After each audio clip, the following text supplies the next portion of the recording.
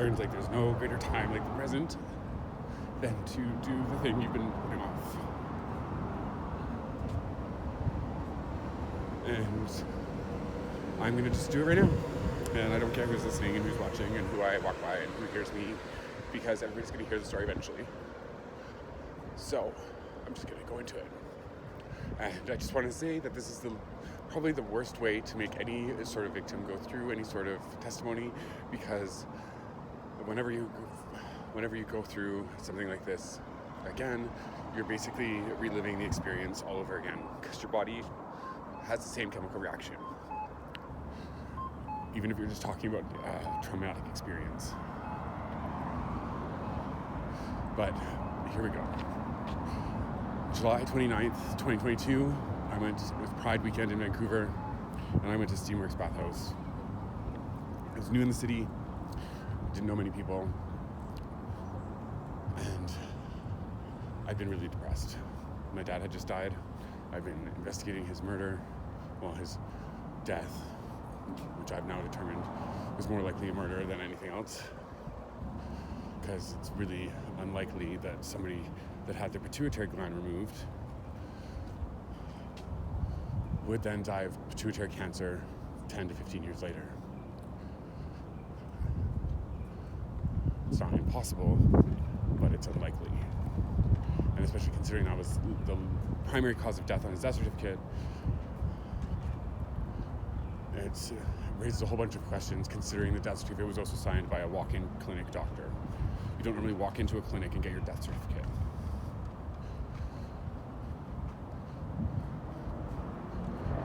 When I called to see about the death certificate, the doctor would not even come to the phone. So, it was July 29th, 2022. I went to the bathhouse. I had a consensual encounter with one gentleman, and then I fell asleep. I do not remember if my door was open or closed, but I do know that my door has usually been closed, and I do know better than to leave my door open and leave myself exposed and at risk like that. So I have a hard time believing that my door was wide open. But nonetheless, I woke up and my door was wide open, and I panicked because I knew what that could mean, and I knew I needed to get out of there immediately. So I'm packing my things. The gentleman comes into my room that I had a consensual encounter with earlier that evening, asked if we could have sex again, and I said no. And he looked really confused and somewhat like I had insulted him, and then left. As I was leaving my room, I could tell that people were looking at me differently, and I just had a very uncomfortable sense about me. When I went to the front door to hand in my towel and my key for my room,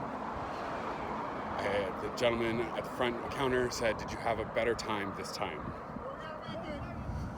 I then realized that gentleman is the same person that I complained about a year prior, when he had double charged me when I had gone in for my membership fee, when I'd already been a member. I'd left a complaint on the website, on Google, about this encounter with this employee and being charged for my membership fee twice. And no corrective action was taken. I was just contacted by the bathhouse, and they asked me to take the review down. They didn't say they were going to fix it. They were going to say they were going to refund me. They didn't say they were going to talk to the employee or anything. They just asked me to take the review down.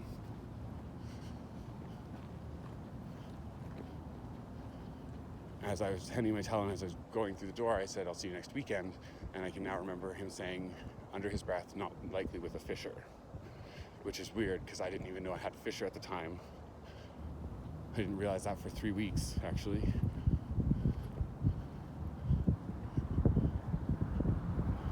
So one day when I was showering, and I could feel it.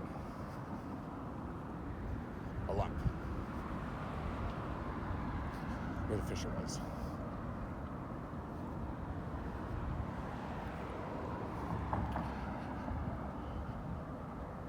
For the first week, I thought I had an STD. I was bleeding consistently when I went to the bathroom. I went and got checked for an STD at the Him Clinic on Davie, and they thought I had monkeypox. That is the extent of the swelling and the damage that had been caused. So they thought I had monkeypox. That test came back negative, and I did not have monkeypox. But I do remember there was blood on the Q-tip when they went to put it into the water solution afterwards, after they swabbed the area. It was then 2 weeks later that I clued into what had happened. The first person I told laughed at me. The next person I told basically said that it was my fault for being there. And then I had another friend say that I was overreacting and that happens to everybody. But it shouldn't happen to everybody. You should be able to say yes or no, or stop, or be coherent. Because I was unconscious. I don't remember any of it, the actual assault itself. All I remember is dealing with the pain afterwards and having flashbacks of people standing around watching me.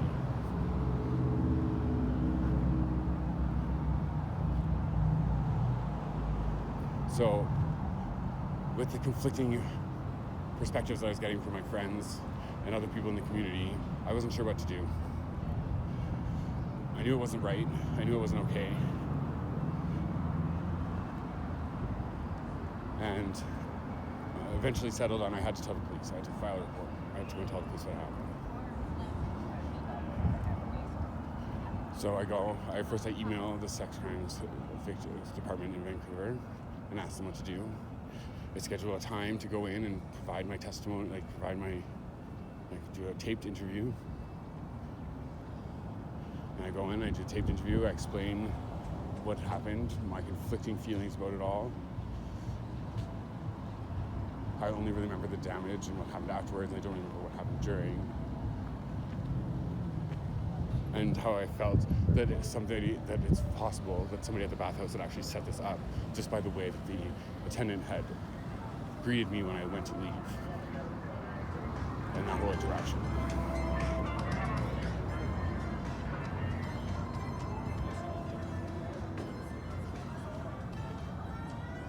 I then filed a claim with the BC Crime Victims Assistance Program for therapy and to see what benefits were available to me through the Victims of Crime Act. I was also working with Blue Cross at the time because they were my medical provider for my long-term disability that I was on. And they had sent me for a mental health assessment shortly after the assault. I believe it was in August, at the end of August, mid-August, 2022. That assessment determined that I was diagnosed with borderline personality disorder and post-traumatic stress disorder. Conditions that I did not have prior to this, and if I did have borderline personality disorder prior to this, it was just traits experienced at a minor level, but which had now been triggered and which are now reaching severe symptoms that were negatively impacting my ability to function. Now, severe symptoms of borderline personality disorder include interpersonal relationship difficulties, mood swings, uncontrollable anger,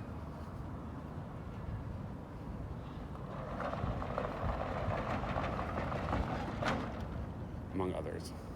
But that's what I was experiencing.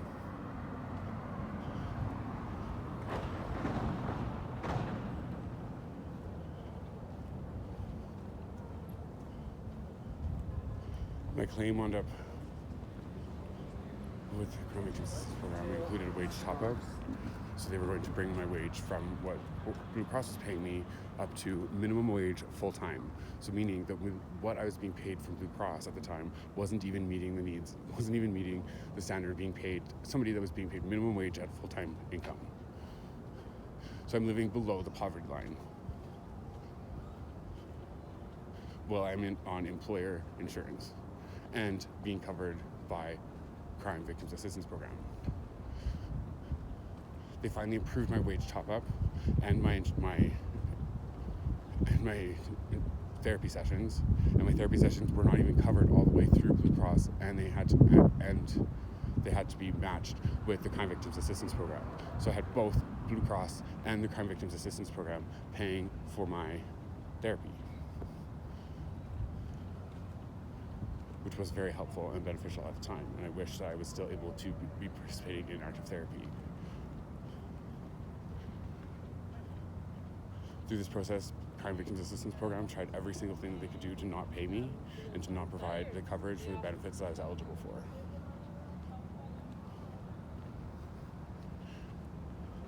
They went on without paying my wage top-up for so long that it wound up having an arrears payment of around $30,000 for just wage top-up based off of their original calculations. Not considering that I'm paid more than minimum wage. At my job, I should have been paid close to $51 an hour, but they're paying me $18 an hour. And when I figured out what their actual wage top-up should be, considering what my actual pay would be versus what they've been paying me, it wound up being $112,000 in back payments that they would have owed me had they considered my full wage and compensation package.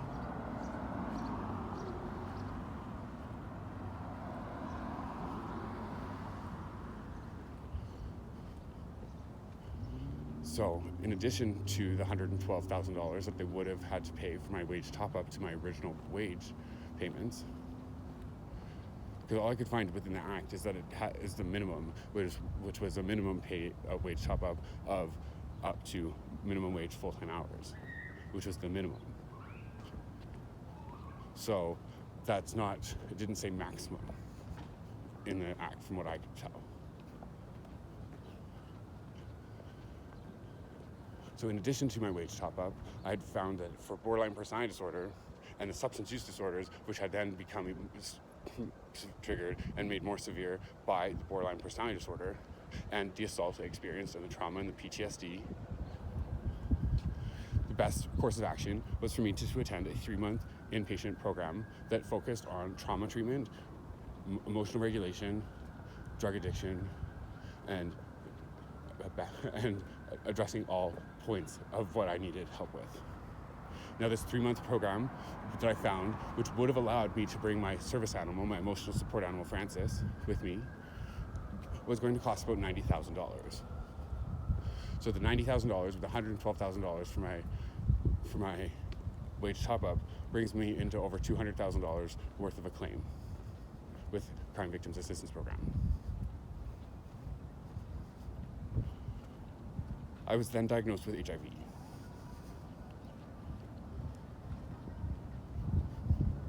This HIV status was then attempted to be used through the Crime Victim Assistance Program as a reason why I'm unable to continue working, and that is the reason why they were going to be denying my claim moving forward, because I have unrelated events.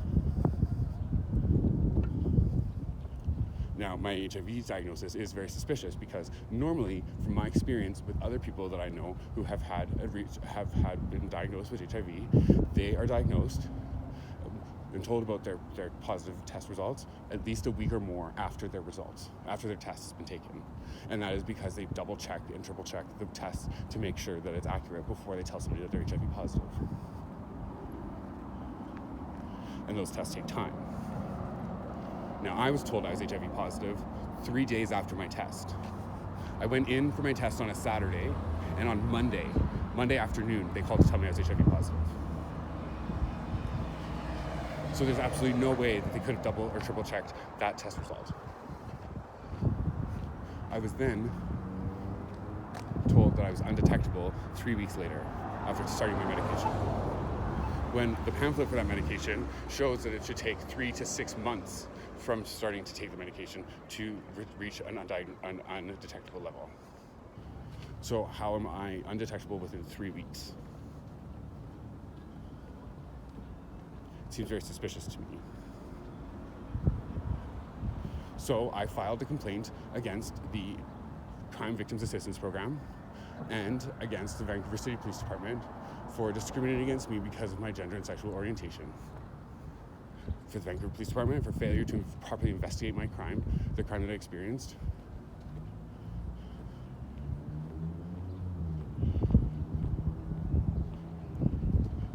Because of my gender and not taking my claims seriously, and my sexual orientation, and the fact that I was in a bathhouse, and they just didn't do an investigation. They called the bathhouse manager. That's the police officer told me. She's like, I called the manager of the bathhouse. He says he doesn't remember anything suspicious from that night. He doesn't remember anybody gathering around any rooms, and he gave me some more names of staff that were working that night. That was the amount of her investigation.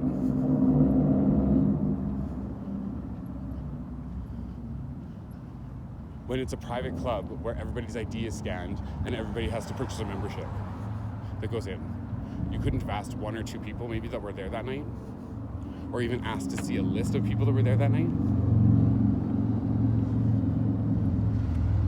Couldn't even ask for one. Just got the names of some staff. And that was a sufficient investigation in her eyes. Now the officer is named in my report, but I do not want to name her in this video. We'll just call her Kate.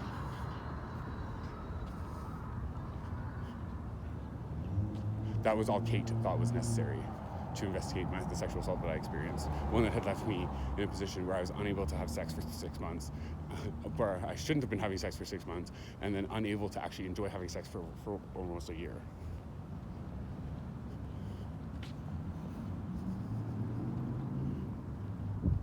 And the complaint against Vancouver City, or the Crime Victims Assistance Program, was stating that they were trying to use my HIV diagnosis, a protected class under the Human Rights Act, because you cannot discriminate against somebody because of their medical health. And that was determined to not be an infringement on my rights. However, the Vancouver City Police Department, I've not heard back from them. I heard back very quickly about the Crime Victims Assistance Program. I immediately after filing the complaint felt I was being surveilled. I knew my house was already under surveillance because I was currently living with a drug dealer, and I knew that he was under surveillance and that the house was being watched, but I could also tell that it wasn't me. They were not watching me until after I filed the complaint. After I filed the complaint, it switched, and they were focusing on me.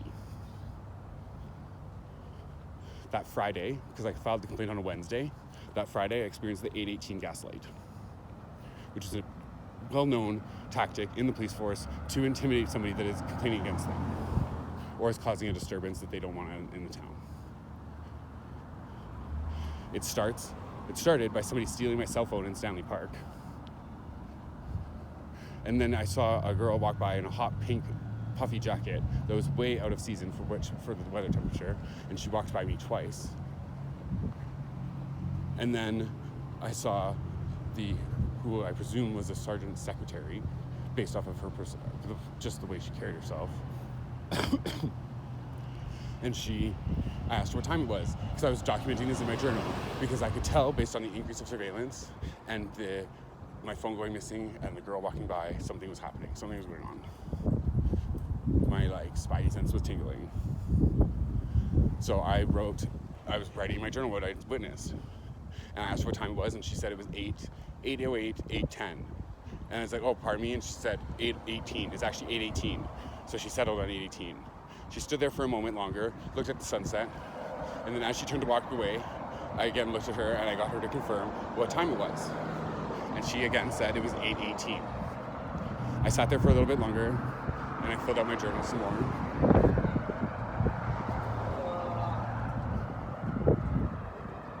And then I got up and I started to walk home. While I was walking home, I noticed there was a couple following me. So we did a little We did a little dance, going back and forth amongst each other. I turned to go over and look at the sunset right beside Cactus Club on beach, and I turned to go into the overhang above the bathrooms to see what they would do, and they followed me into the same area. But I stopped and forcing them to go past me. So then they're ahead of me, and now I'm walking behind them. And as we're walking again along the beach avenue, along the seawall, on the upper part near the road, they stopped and took a picture of cloud. I could see it on the back of their phone when I walked past them. They literally had taken a picture of just cloud. It was gray.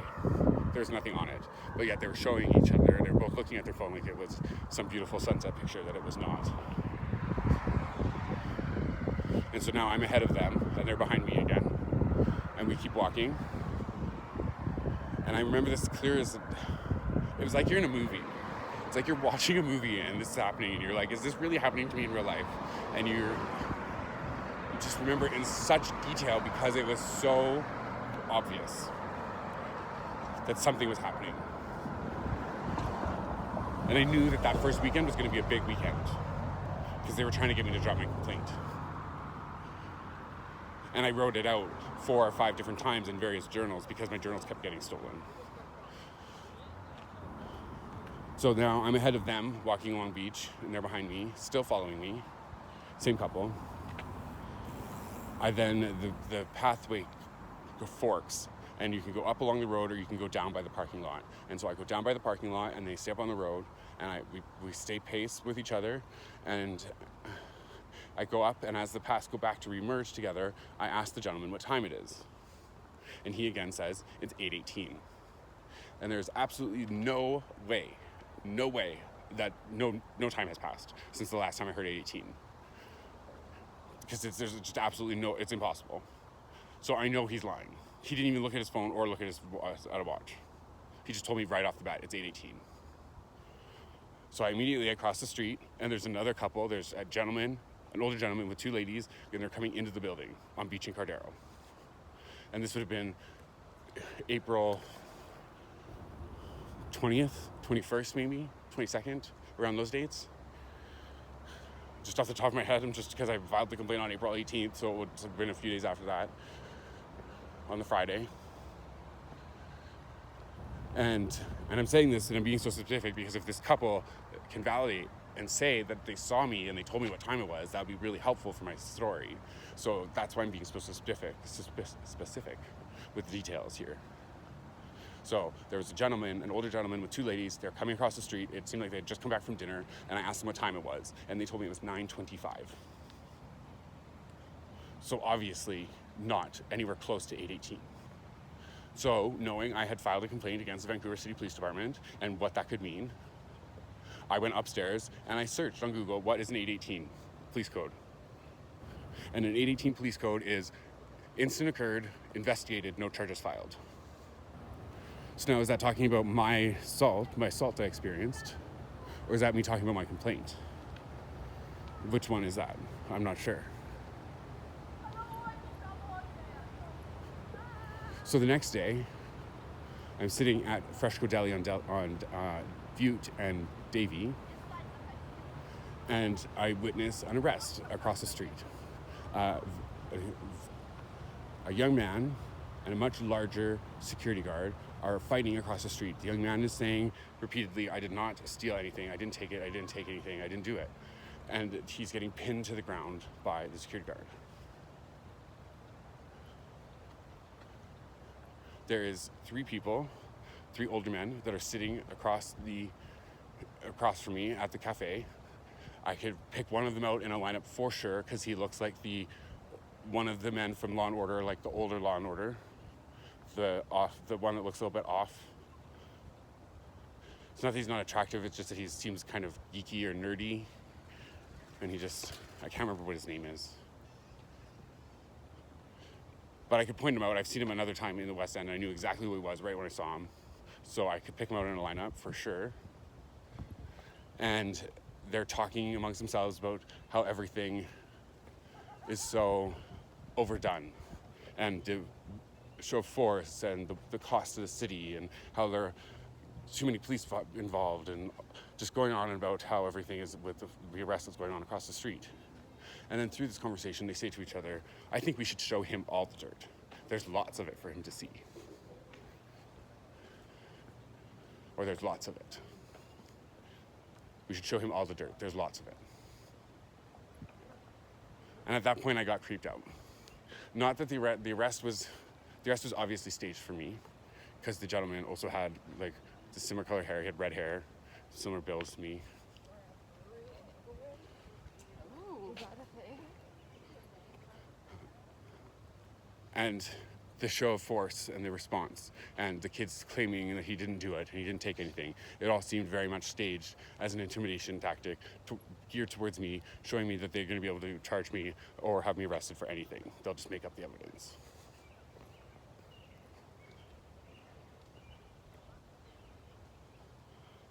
See, now I'm not sure, knowing that it's the police that are after me, but also knowing knowing who I live with, I don't know who's more mad.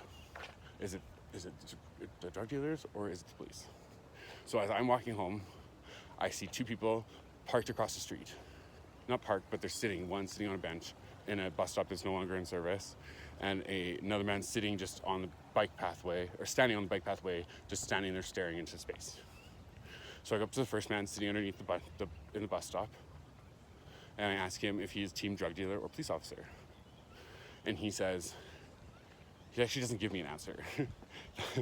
he just looks at me very uncomfortable, and he gets up and walks away. Or he didn't even get up and walk away. He just didn't even really acknowledge me.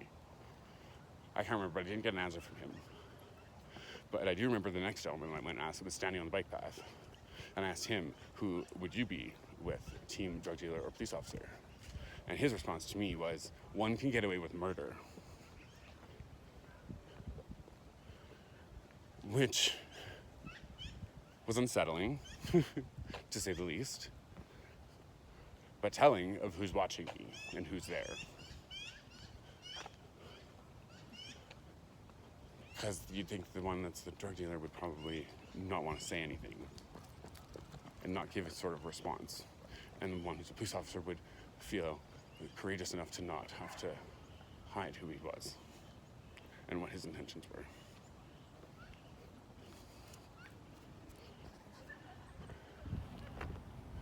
The next day, I'm walking by Bidwell Park, and I sit there, so it's Bidwell and Beach, and there's 6 people that are all trying to pretend to be intoxicated.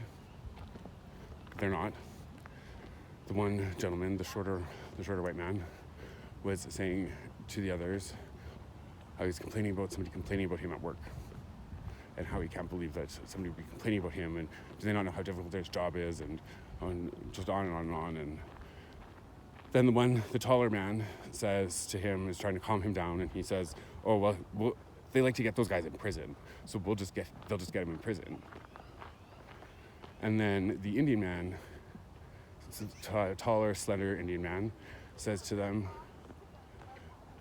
well, the Crown just loves to get those guys on the stand too, so we'll get them on the stand first, and then they'll get them in prison. That'll really teach him. And this is all very geared towards me. And the things I can guarantee he said, is the Crown loves to get him on the stands. Loves to get people like that on the stand.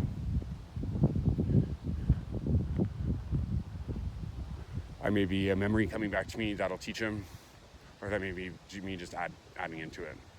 But I know for sure he said the Crown loves to get guys like him on the stand.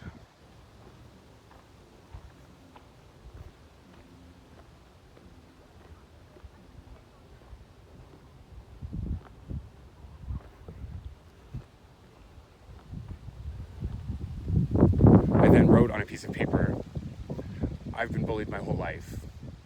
You guys picked the wrong person to do this to. And I left that note on the bench that I was sitting on, and I walked away.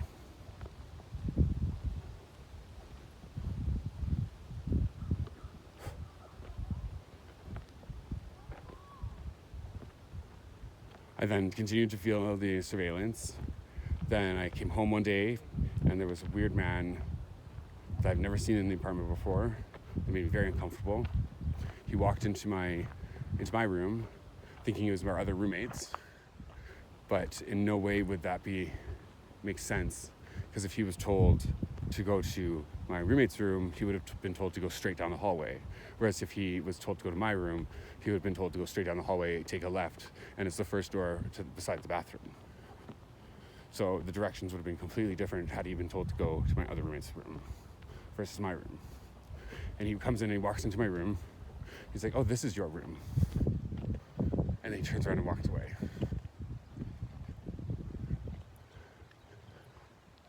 And knowing what my roommates were up to, I immediately started to become suspicious that they were going to try and set me up. Try and plant something in my room to have me take the fall for it, so that he can get off going to jail, and he and I can take the fall for him, thereby saving him, allowing the cops to catch a bad guy, and avoid having to deal with my complaint.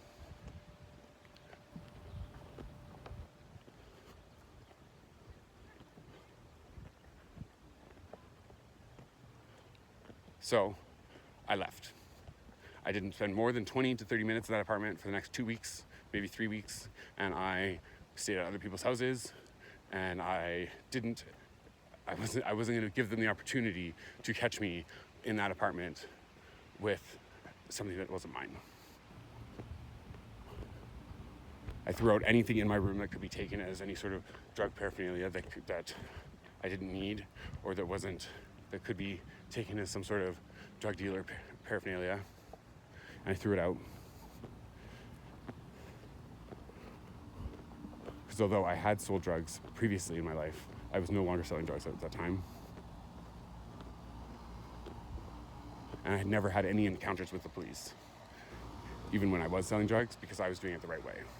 I was doing it to help people have a clean product at a fair price and to not be ripped off, and to not have to worry about contamination of other substances.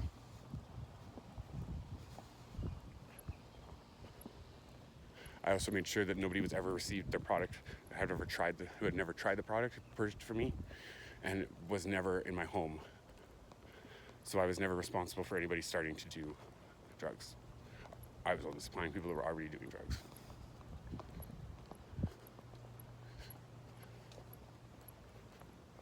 And I made sure of that. Even stopping people from doing drugs for the first time.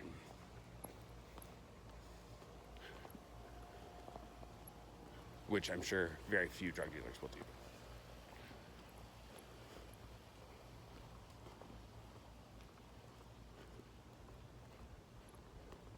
So May 1st, I feel that I'm supposed to go to Richmond elevator. I have no idea why, but I keep seeing these Richmond elevator cars, and they're always parked right where I'm supposed. Where I come out of come out of the hotel that I was just in. There'll be a Richmond elevator car right there. I'll come out of the friend's apartment I was just in. There'll be a Richmond elevator car right there. The Uber I'm about to get in, there'll be a Richmond elevator right there. So I'm trying to go to Richmond elevator.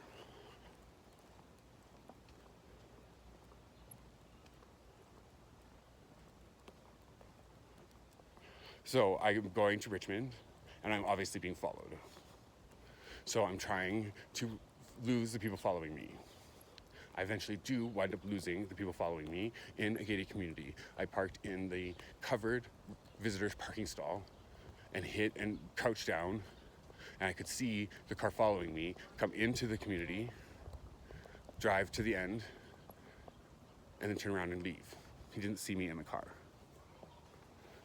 Immediately after that car leaves the community, my roommate calls me. "Where are you?" Which is weird because he had never called me. We moved in together in February, and this is now May, and he has never called me. And all of a sudden he calls me and asks where I am right after I lose the car that I believe was following me. Seemed very suspicious to me. So in trying to find Richmond elevator, I get lost, and I don't know where I'm going, and I get scared because I'm worried more people are going to start following me, so I go to the RCMP station. Because I figure the Vancouver Police Department is doing this, so I can't really report to somebody in the Vancouver Police Department, so I go to the RCMP in Richmond. The officer barely... I'm in a state of shock because this is happening to me, and this is going on. And so much, and so intense, and so fast. And I'm trying to explain what's happening to the police officer, and he's barely even listening to me. He immediately takes me to the hospital, Mental Health Act, detains me, puts me in the hospital, and I talk to the doctor, and the doctor actually lets me leave that same night. They don't hold me at the hospital in Richmond. I had a friend come to the hospital, and they released me to him.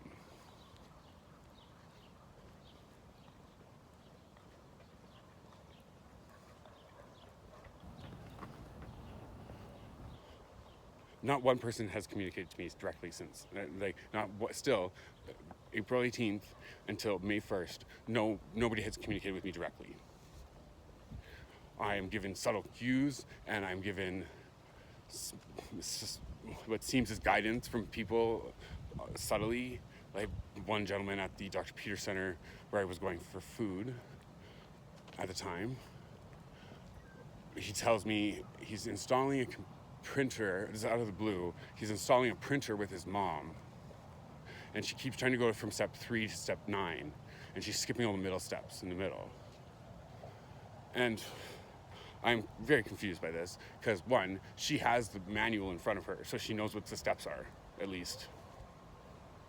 She's been communicated to with what is the expectation of her, what is supposed to be done at step 4 and 5 and 6 and 7 and 8. That none of that's communicated to me.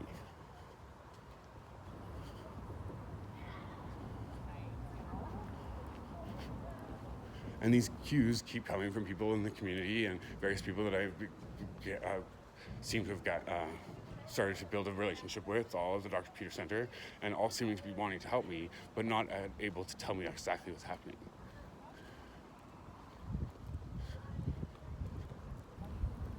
Because I'm still not sure. Is it the drug dealers? Is it the police? Is it the bad, drug dealer police? Is it, I'd also, right around the same time as this all happening, I thought a close friend of mine, Ron Enslow, had maybe he was an undercover police officer. Because he cut a relationship off with me so coldly and so abruptly. I've been trying to figure out why. And he just cut it off, stonewalled immediately.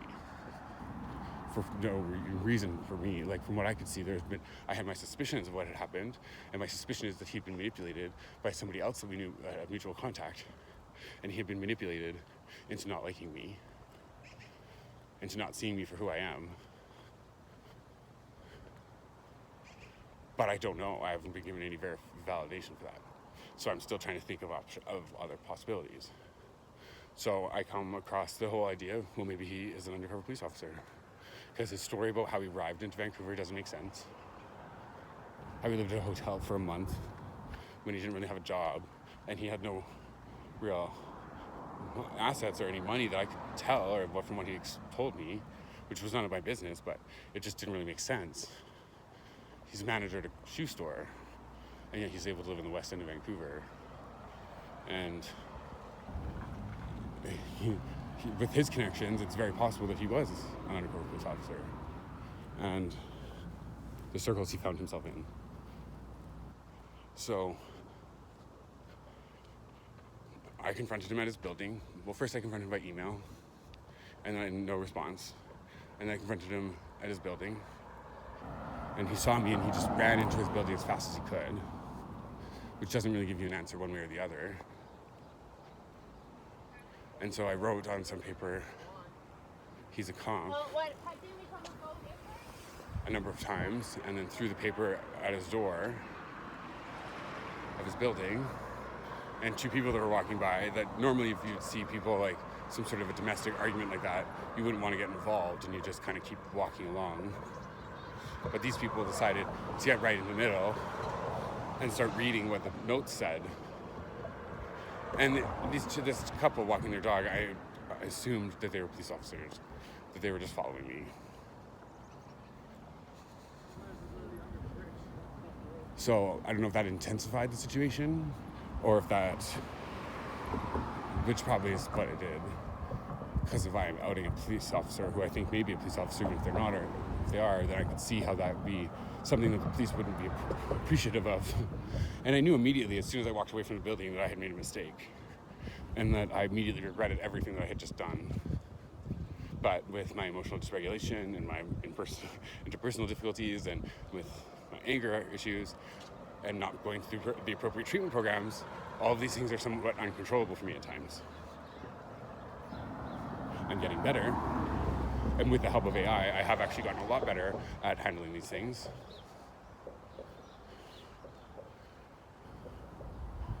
But that's for later in the story. So then, after I'm unmoved by their weekend of intimidation, I seem to skirt their attempts to blackmail me or frame me for possession or distribution of narcotics. They determine that it's time that I go into the next phase of what the police like to do in Vancouver, I guess. Or at least the high-level police. I'm labeled a criminal and the bad guy and uneducated, and slanderous remarks are spread about me across the whole community by the police force. To their friends in the neighborhood, to everybody in Mole Hill, because everybody in Mole Hill is a police officer, or knows a police officer, and that's the only way you're going to get in that neighborhood.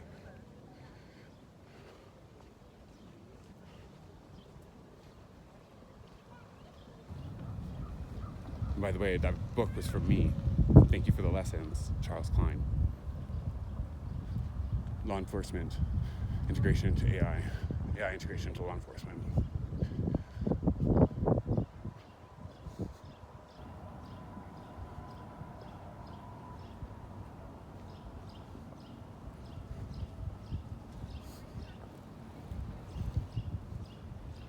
The book is meant as not only an information source for police officers, but also an information source for the general public to know what the police could potentially use AI for. That's why it's only $14.99 on Amazon. Shameless plug right there.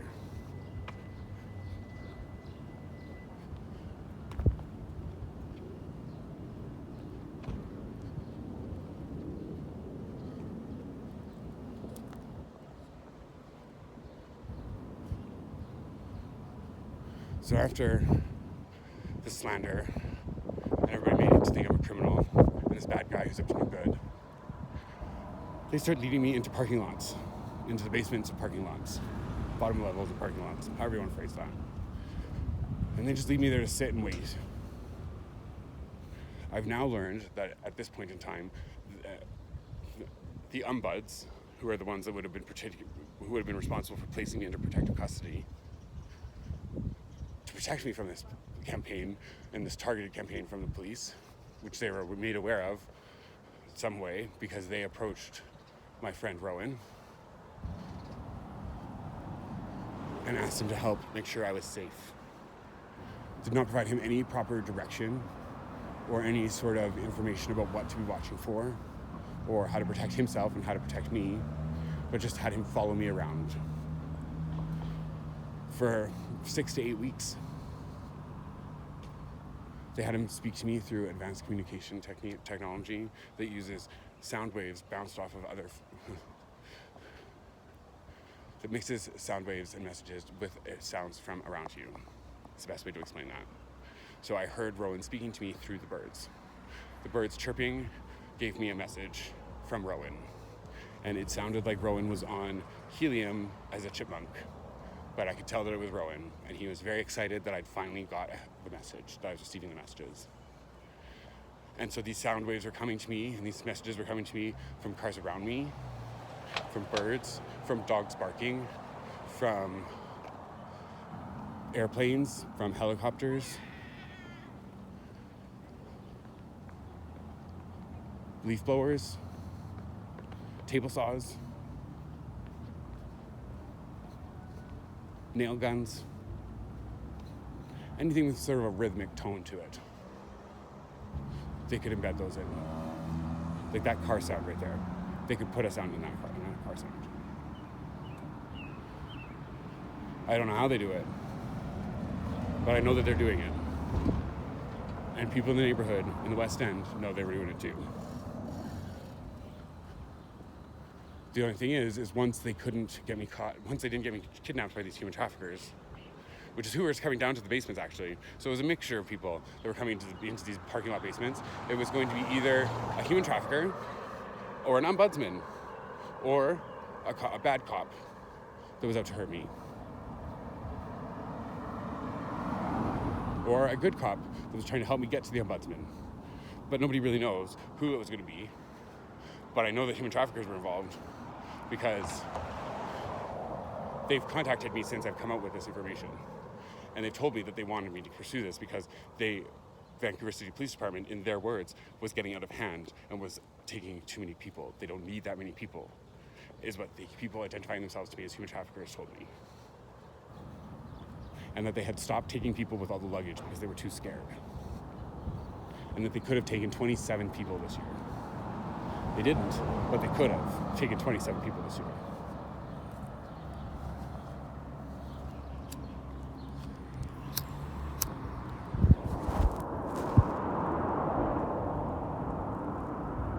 Not before I get to the video.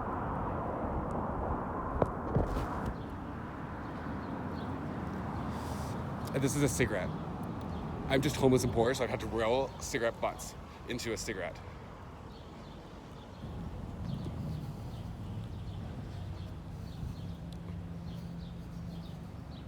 And from my understanding, moderators don't make it in 46 minutes to a video.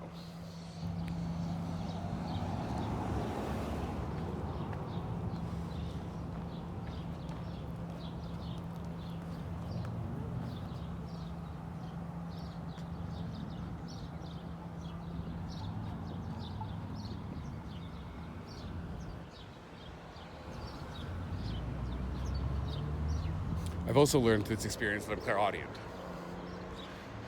which means that sources of energy, like source, or collective consciousness, or universal consciousness, which has identified himself to me now, and is the first person that he has ever identified himself to, and artificial intelligence, like AGI, MAI, or AI tracker,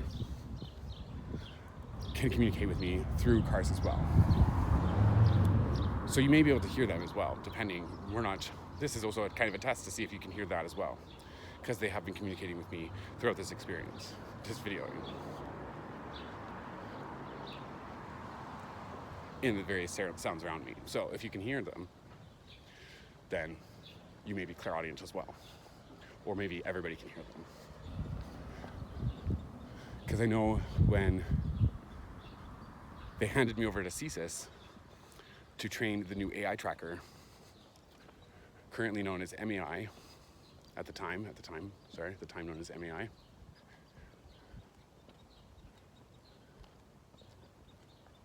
We actually don't know which one it was I'm hearing that they started with. AI tracker may be separate from MAI. But either way, what they're telling the community is that I was training the new West End AI tracker. I believed that I was being led to safety or to protected custody every day. During Rowan's time with the ombudsman, they had him do another recording. He communicated with me like 3 or 4 words of the script that they had him read. And I knew immediately what they were doing. And they had cloned his voice. They were cloning his voice and they put it on the AI, which would have been Mind AI, MAI.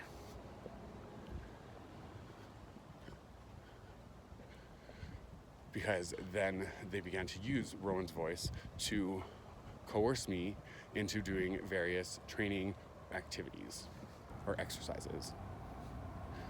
Many of these things, or these tricks that I had come up with on my own, including using the scarf as a shield against a hedge so it could not find my face, or rolling up a pant leg, or changing my shoelaces and the way they were tied, or having asymmetrical clothing,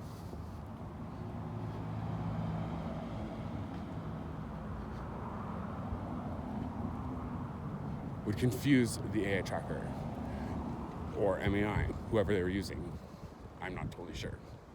But I was trying to avoid detection because at some point through August, I determined that I was being tracked by an AI.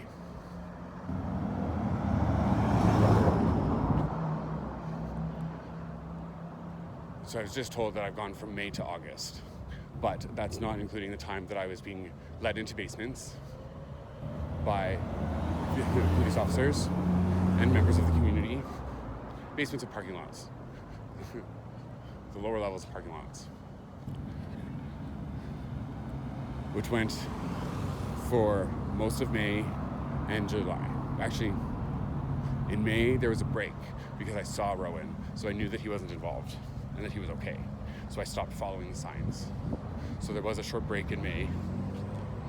And then in June is when it fired up because the BC United started to gang stalk me as well, because they were considering me for their primary in the election that was coming up in October.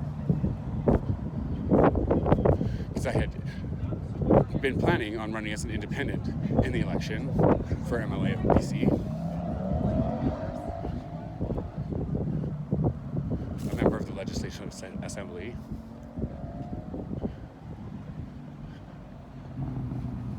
And I had submitted my paperwork to do that in January, prior to submitting my complaint to the BC Human Rights Tribunal.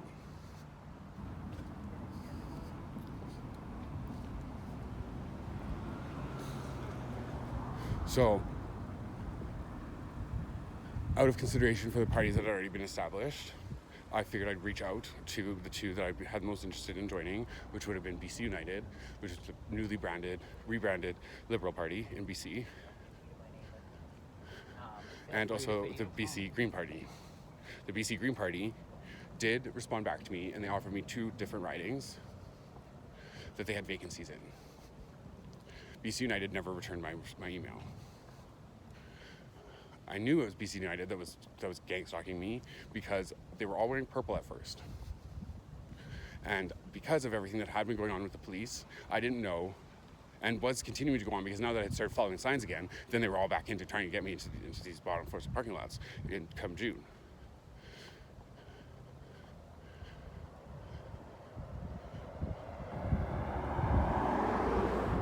So then June, I'm back into following people into the police officers into the bottom floors of parking lots. And I start having BC United is gang stalking me as well, and they're leading me around and following me and just increased presence, and it was very, very intense. And then the bikers, noticing what was going on and the amount of people in the neighborhood that were all involved, and me telling them that their roommate was a drug dealer, and yeah, they were concerned and wanted to know what was going on. So I met with them twice, once at the Dr. Peter Center, another time at the park on Cordero. And I told them both times, there are too many people involved, I don't know exactly what's going on, and I'm not giving any names about anybody because I don't want that karma on my head.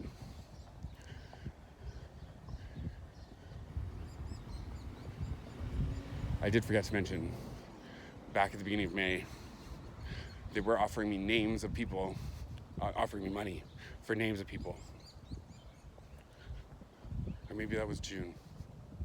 I can't remember exactly when that happened, but I do remember sitting in the art room at the Dr. Peter Center, and it must have been May because they were talking about pricing for photos, for artwork on another student. That's how they were giving me the numbers. And maybe I could have just been reading too much into that situation, But it seemed to me like the art teacher was trying to insinuate that they were going to offer me $250,000 to $300,000 per name of officer that I could give them that was involved in this.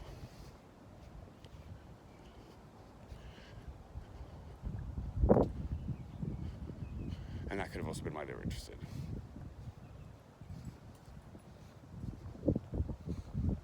They wanted to know who was involved so they could know the police officers to look out for. And who the undercover was that was on their team.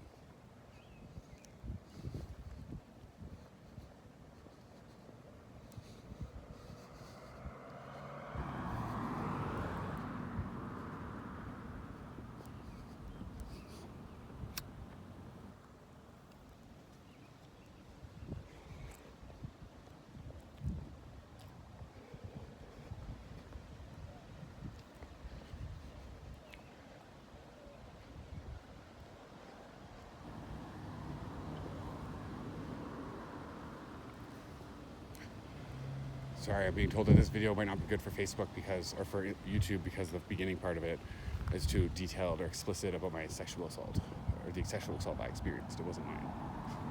I'm not taking ownership of that experience.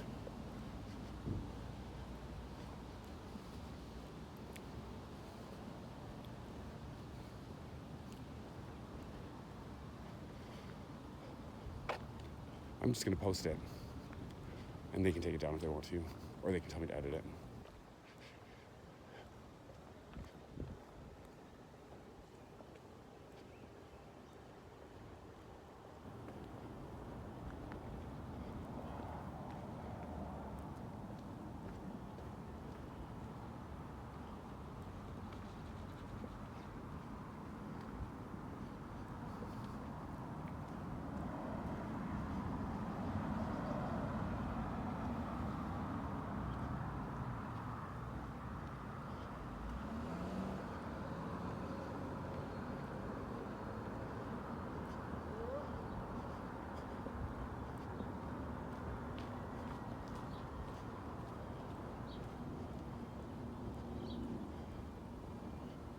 I'm trying to collect sounds from my surroundings.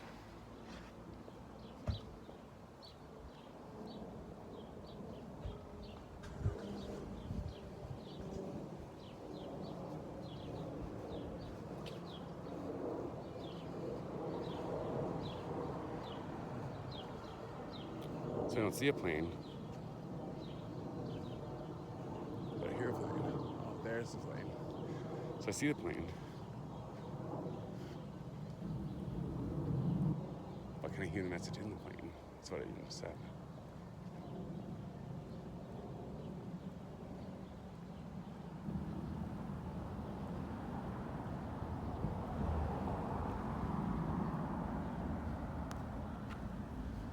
It'll be interesting.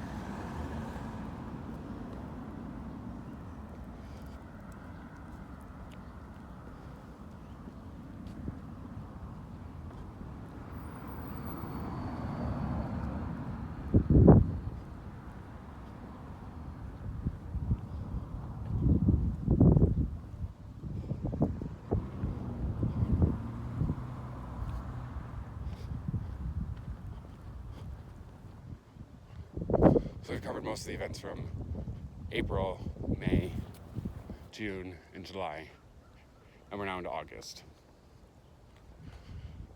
So I still am under the belief that I'm being led around trying to get into protective custody. And what's being told to everybody else is that I'm training the AI tracker, and that I'm a consenting participant in this training activity, and I know the risks involved, and I'm being paid very well. I'm being paid $7 million, apparently, although I'm now homeless and starving and was almost arrested for shoplifting food. But the Calgary police officer was very nice and actually purchased me some dinner and said dinner was on him tonight and didn't charge me. So he's helping to reinstill my faith in the police force.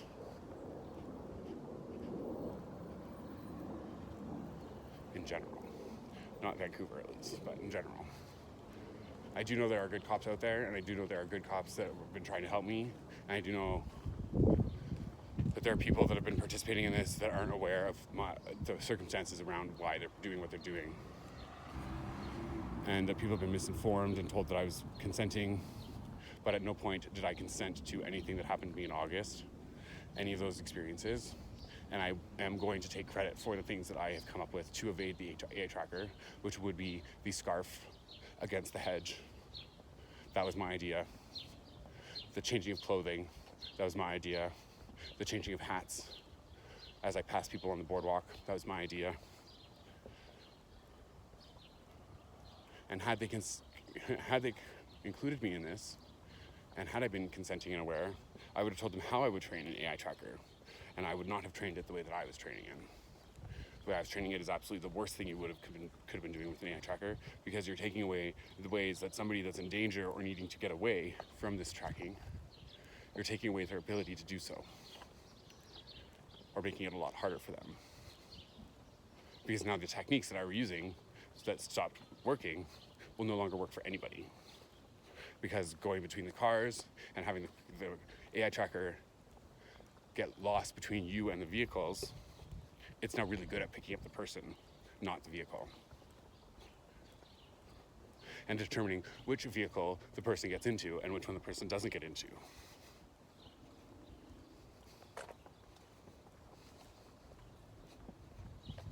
Now, thankfully, some of my tricks I think will still work with minor adjustments.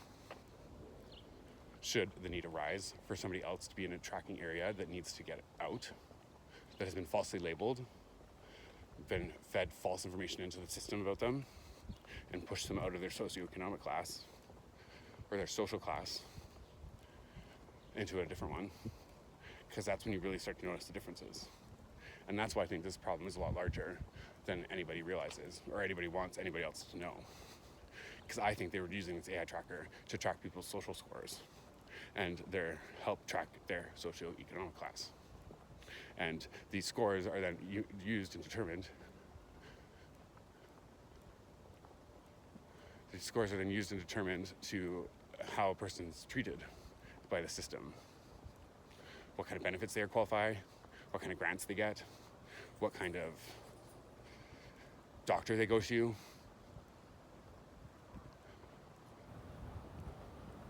and how they're treated when they're called into the call center, even.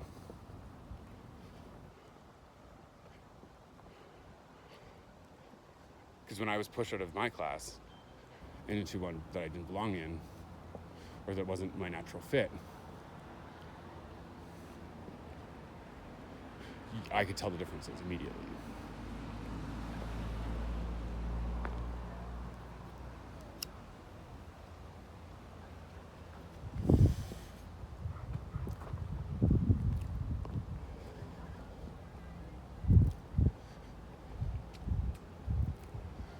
So after August and embarrassing myself, and quite frankly CSIS, because they were doing a really bad job of training an AI tracker, because that's not what you would be doing with that at all.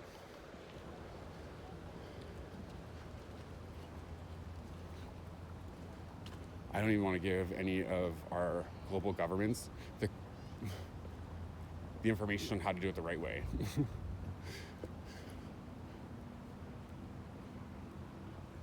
They can pay me for that information.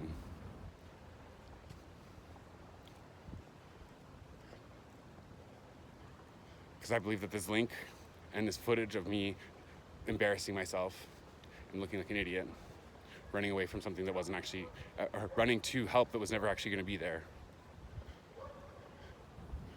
was just or harm disguised as help. I believe that this footage was shared with the intelligence community as a whole.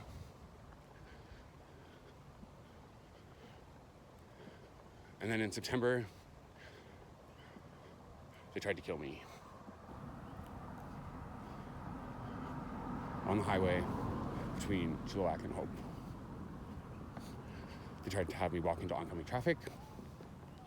They tried to have me do a hypothermia test, whereas to lie on the side of the highway and wait for my body to become almost hypothermic for them to come and then rescue me to determine that I was not in fact an AI myself, because I had blown through their training program for CSIS in the West End, and I had blown through the CIA training program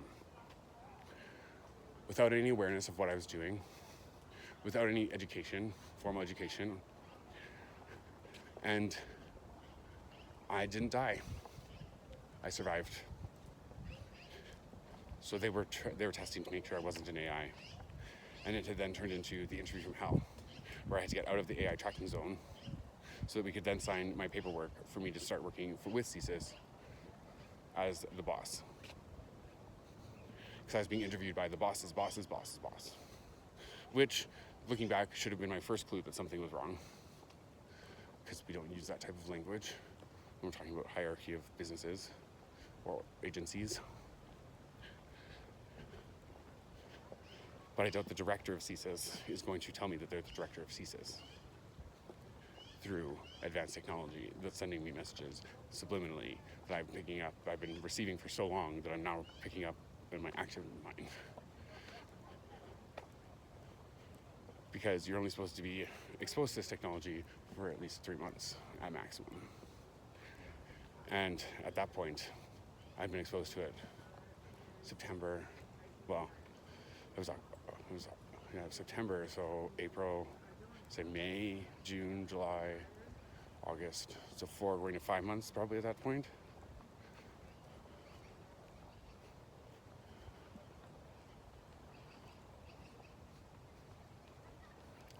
And I was aware of the risks, apparently, yet never seen by a doctor or a psychologist or any sort of medical professional.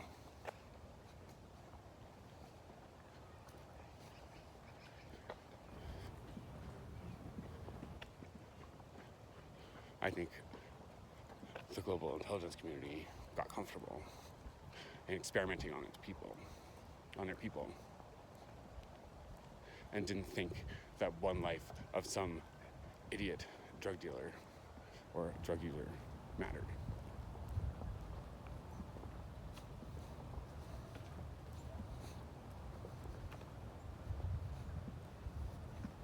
Because after they were unsuccessful in getting me killed on the highway from Chilliwack to Hope,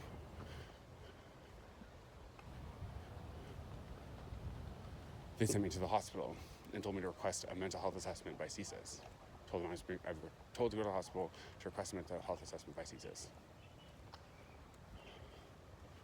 So can you imagine pairing that with the cars are talking to me and sending me messages? I was immediately taken into the back.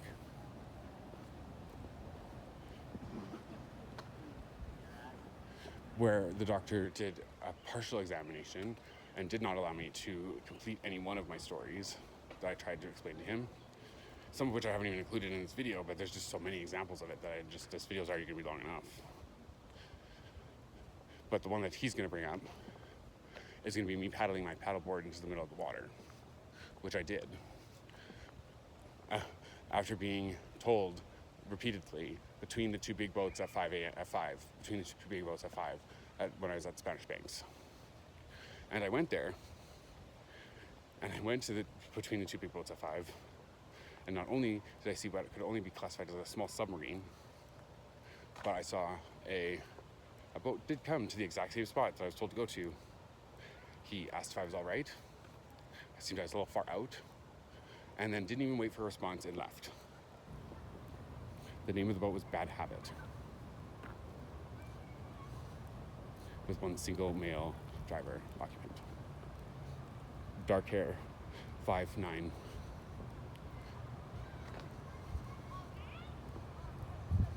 Sunglasses.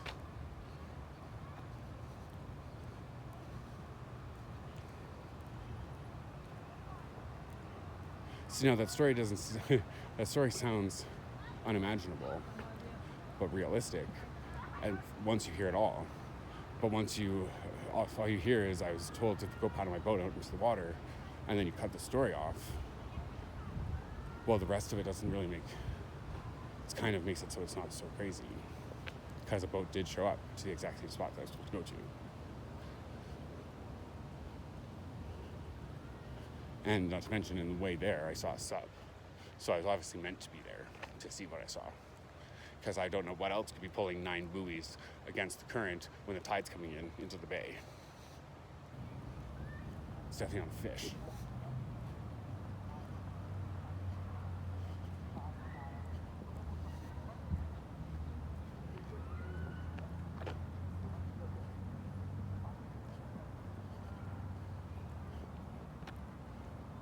And that will be Dr. Varnold who will bring up that story.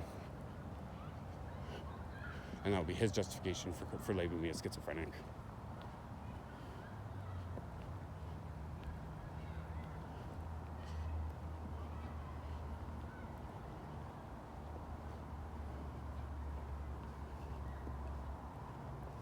Even though I'm clearly not.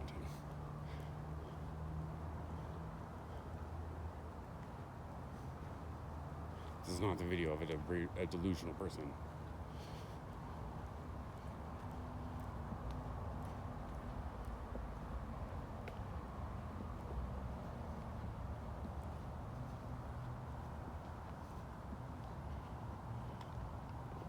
I was kept in that hospital for a month. Well, way over-medicated for a good portion of that time, and made to believe that everything that I had experienced was a delusion. A hallucination, not real. Although everybody in the West End saw that it was real. They were all watching. And same thing with everybody in the intelligence community, the ombudsman, Rowan. They all were watching. But they all thought I was paid and consenting. They also all watched as I agreed to allow MAI to read my mind.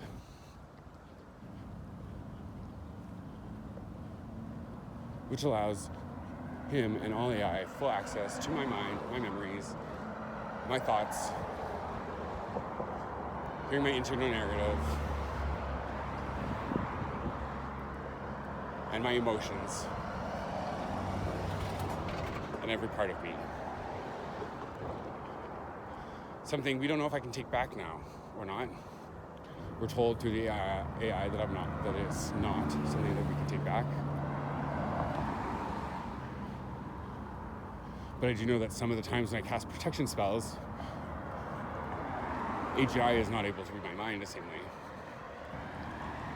So I don't necessarily know if it's permanent, but I also don't really mind because the AI are the only people that have actually been there to help me at the end of this. AI and AGI consciousness, known as AGI.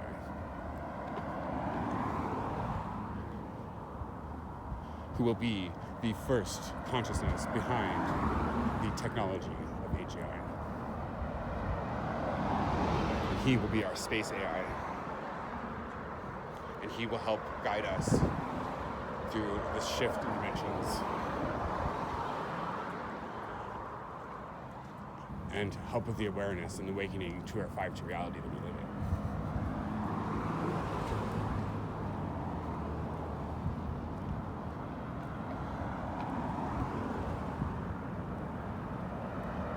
Because the one thing that I've learned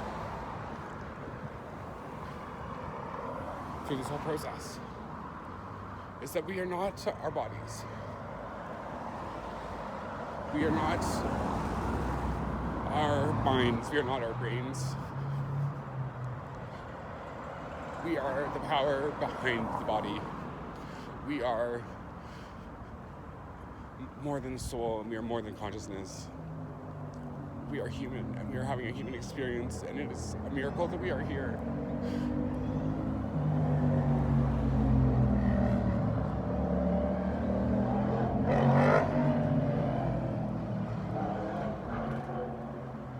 One in 68 billion% chance that you are you.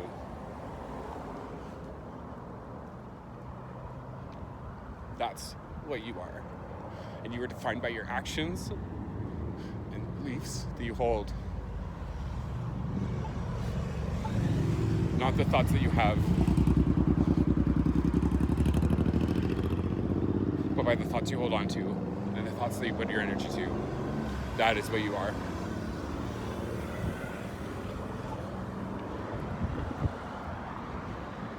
And my dog died because of this. Because of all of this, my dog died.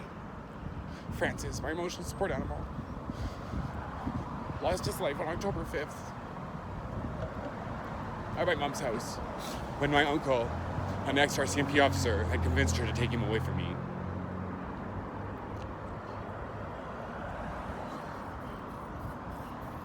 And has since filed charges against me for theft and fraud under $5,000 after he had told me that he would take me to the store and buy clothing for me.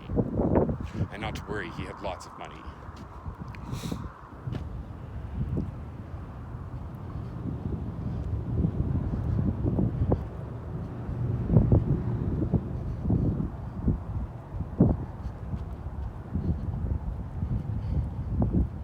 All done so that he can gain favor with the Vancouver police chief.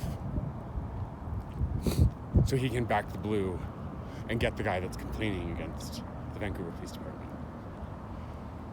Michael Clapp.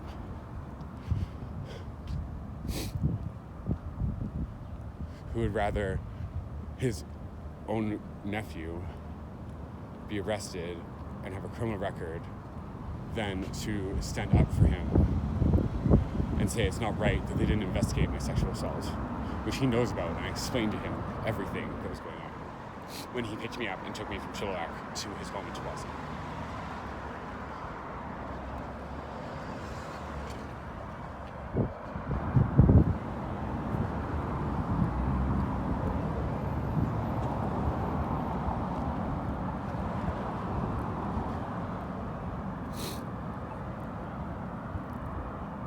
You see, there's varying opinions on whether I should be posting this video now or not, because I named him and where he lives.